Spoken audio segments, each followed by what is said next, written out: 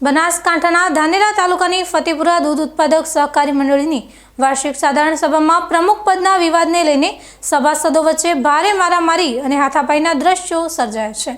દૂધ ગ્રાહકોના બે જૂથો સામસામે આવી જતા સ્થાનિક મંદિરમાં યોજાયેલી આ સભા યુદ્ધના મેદાનમાં ફેરવાઈ ગઈ હતી અને આખરે મંત્રીએ વિડીયો જાહેર કરી સાધારણ સભા પૂર્ણ જાહેર કરવી પડી હતી।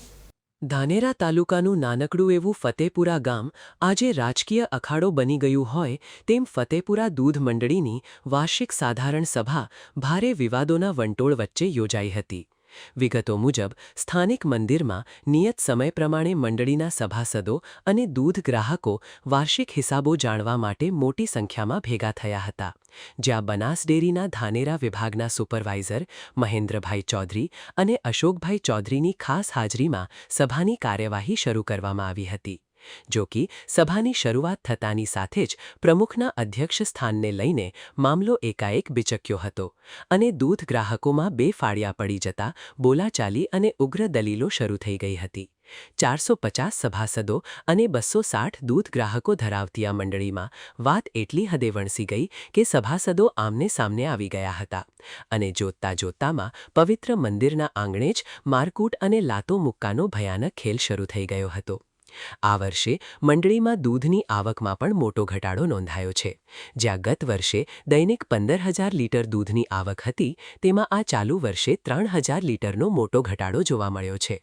સભામાં મચેલા આ ભારે હોબાળા અને અફરાતફરી વચ્ચે આખરે મંડળીના મંત્રીએ એક વિડિયો સ્ટેટમેન્ટ જાહેર કરીને સાધારણ સભાની કામગીરી પૂર્ણ થઈ હોવાની જાહેરાત કરી દીધી હતી। મંત્રી દ્વારા આ હંગામા વચ્ચે જ મંડળીનો 6.80% લેખે કુલ 97 લાખ રૂપિયાનો ભાવફેર એટલે કે નફો જાહેર કરવામાં આવ્યો હતો અને સાધારણ સભામાં થયેલી રજૂઆતો તેમજ ચેરમેન પદને લઈને ચાલી રહેલા તમામ વિવાદો અંગે સત્તાવાર ખુલાસો રજૂ કરવામાં આવ્યો હતો। ફતેપુરા દૂધ મંડળીની રાખેલ હતી, એમાં બનાસ ડેરીના સુપરવાઇઝર સાહેબ શ્રી હાજર રહ્યા હતા અને મંત્રીશ્રી તરફથી એજન્ડા વોંચવામાં આવ્યા હતા અને સાધારણ સભા પ્રમુખ પદને લઈને થોડો હોબાળો કરવામાં આવ્યો હતો।